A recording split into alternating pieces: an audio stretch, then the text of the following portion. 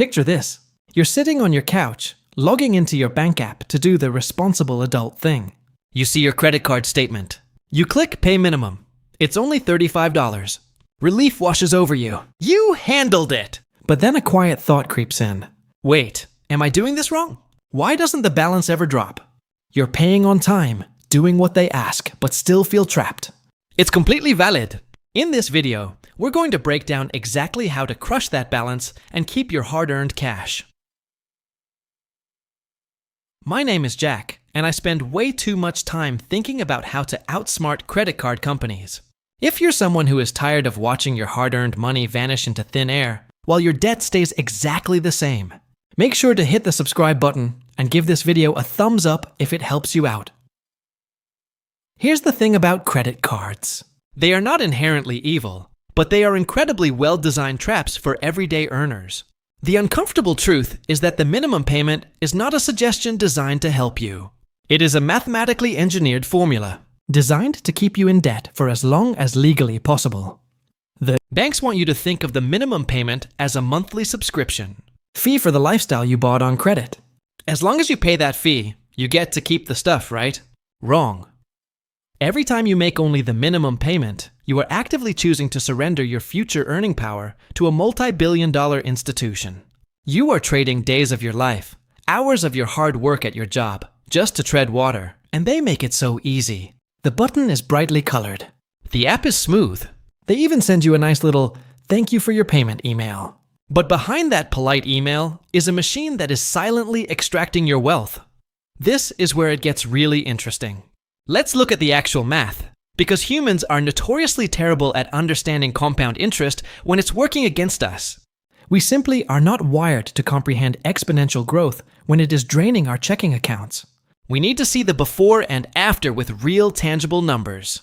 Let's say you have a $5,000 balance on your credit card. Nothing extreme. Maybe it was an unexpected medical bill, some emergency car repairs, and a few weeks of putting groceries on the card when things got tight. At an average 24% interest rate, your minimum payment might be roughly $150 a month. That feels manageable, so you keep paying it. Month after month. Year after year. You feel like you are honoring your obligation. But if you never charge another dime, paying only that minimum means it takes over 4.5 years to clear the balance.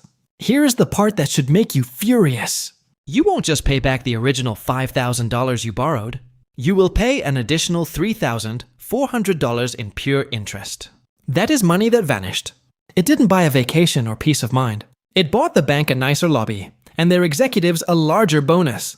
Your total cost for that simple $5,000 debt becomes $8,400. Let's look at the after.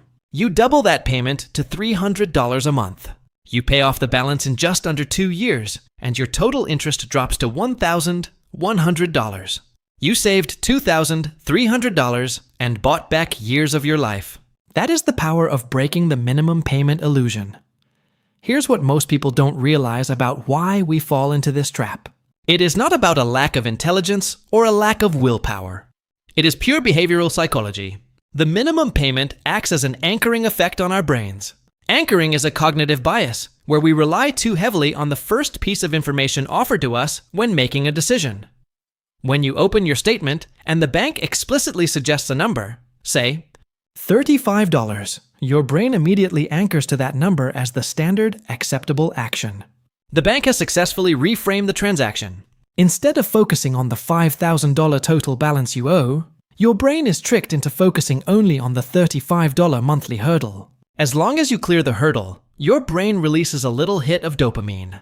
You feel productive. You feel responsible. You checked the box. Furthermore, there is the pain of parting with cash.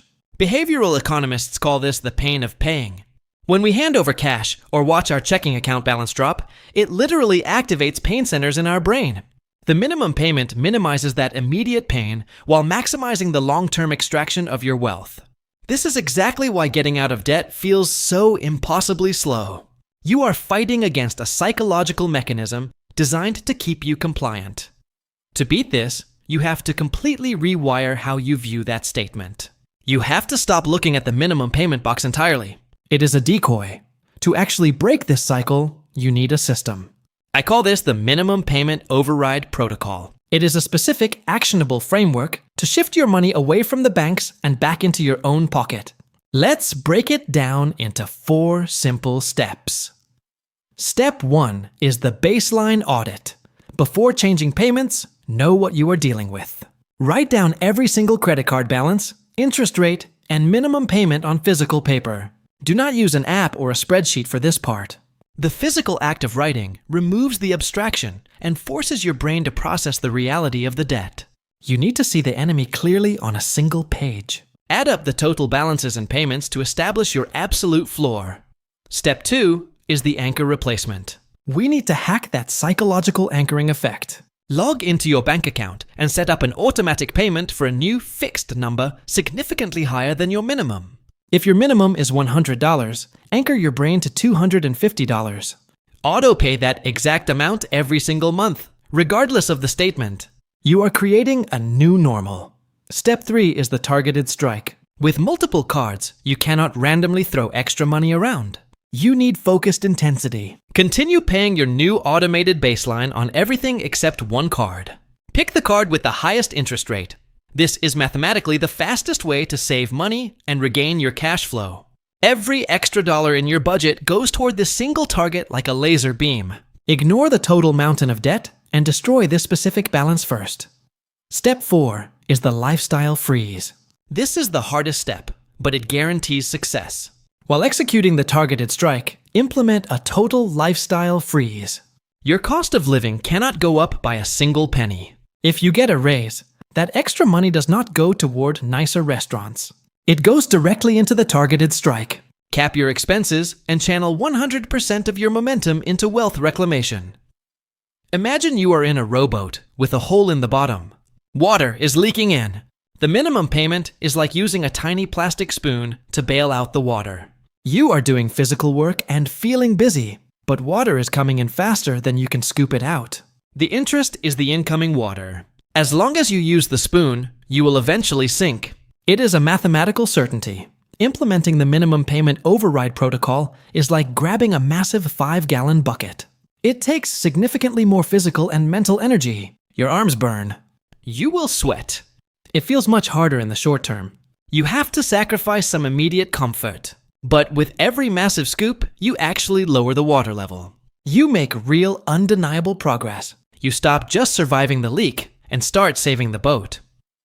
Now you might be thinking, Jack, this sounds great in theory, but I literally do not have an extra $100 a month.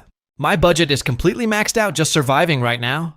Gas is expensive, groceries are up, and my rent eats half my paycheck. I hear you. And that is incredibly stressful. But here is the hard truth we have to face together.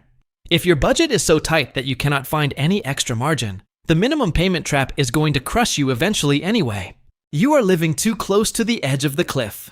If you cannot reduce your expenses any further, your only option is to aggressively attack the income side of the equation.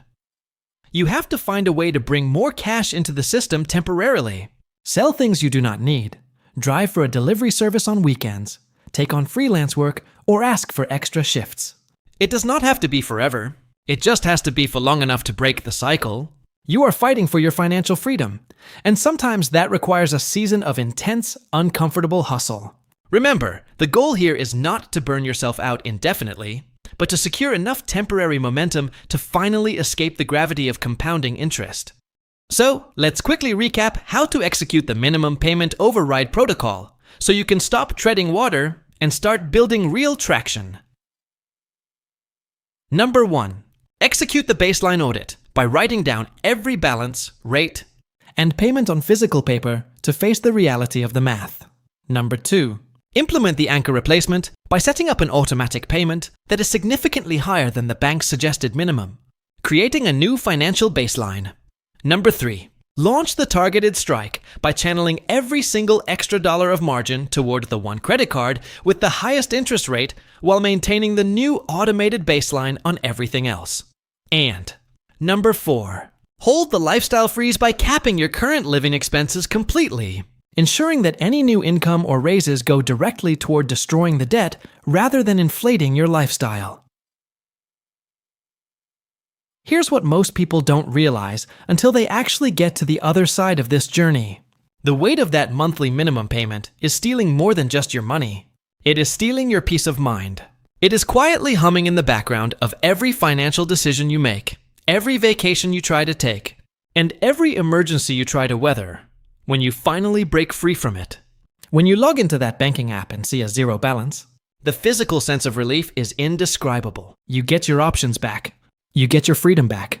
Not because you won the lottery, but because you chose to stop playing a game where the rules were rigged against you.